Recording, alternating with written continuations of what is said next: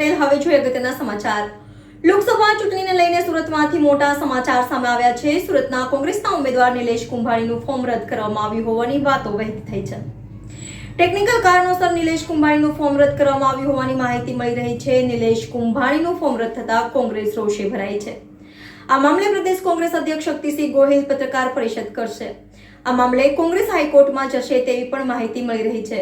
Nilesh કુંભાણીનું form રદ થયું નથી। કોંગ્રેસ આ બાબતે સુરત કોંગ્રેસના એક નેતાએ કહ્યું કે નિલેશ કુંભાણીનું ફોર્મ રદ થયું નથી। ફોર્મ બાબતે કલેક્ટરે નિલેશ કુંભાણીને સ્પષ્ટતા માંગી છે। ભાજપ દ્વારા ફોર્મ રદ કરાયું હોવાની વાત ફેલાવવામાં આવી રહી છે। NN news Surat.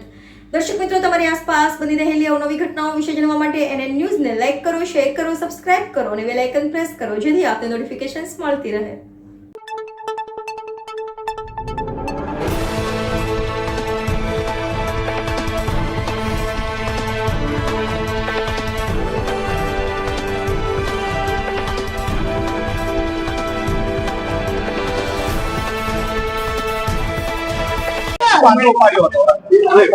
હવે અમને 4 વાગ્યાનો ટાઈમ આપ્યો છે। કલેક્ટર ઓફિસે મળવા આવ્યા હતા।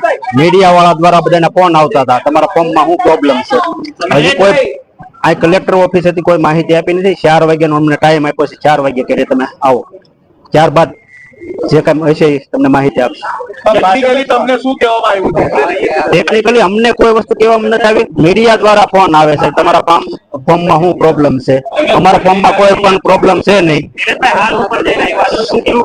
4 વાગ્યાનો ટાઈમ આપ્યો છે, બસ 4 વાગ્યે કરે તમે આવો। હજી અમને જાણ કરવામાં નથી આવી શું ખામી છે। અમારા ફોર્મમાં કોઈ પણ પ્રકારની ખામી છે નહીં। ઠેકેદારોની વાત ચાલી રહી છે। ઠેકેદારોમાં પણ મારે સુરતભાઈ બધા છે। 4 વાગે દેખાય છે, 4 વાગે